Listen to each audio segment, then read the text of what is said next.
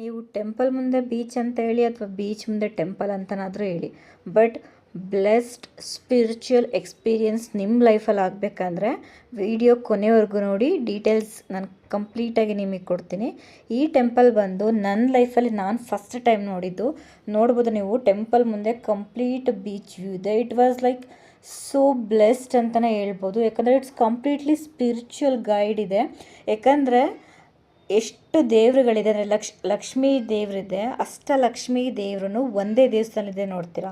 ಹೌದು, ಈ ಟೆಂಪಲ್ಗೆ ನೀವು ಕೆಳಗಡೆಯಿಂದ ಮೇಲೆ ಹೋಗಿ ಮತ್ತೆ ಮೇಲಿಂದ ಕೆಳಗಡೆ ಬರ್ತೀರಾ.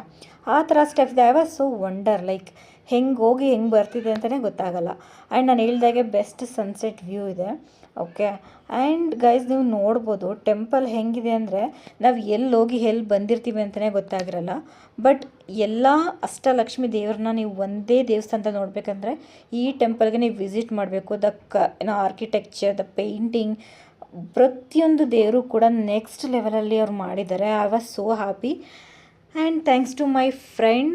ಬಿಕಾಸ್ ಈ ಥರ ಟೆಂಪಲ್ಗೆ ಮೈ ಫ್ರೆಂಡಿಂದ ನಾನು ಈ ಟೆಂಪಲ್ಗೆ ಫಸ್ಟ್ ಟೈಮ್ ನಾನು ವಿಸಿಟ್ ಮಾಡಿದ್ದು. ಈ ಟೆಂಪಲ್ಗೆ ನೀವೇನಾದರೂ ಹೋಗಿದ್ರೆ ಅಥವಾ ಲೊಕೇಶನ್ ಡೀಟೇಲ್ಸ್ ಬೇಕಂತ ಹೇಳಿದರೆ ಕಮೆಂಟ್ ಮಾಡಿ. Thank you.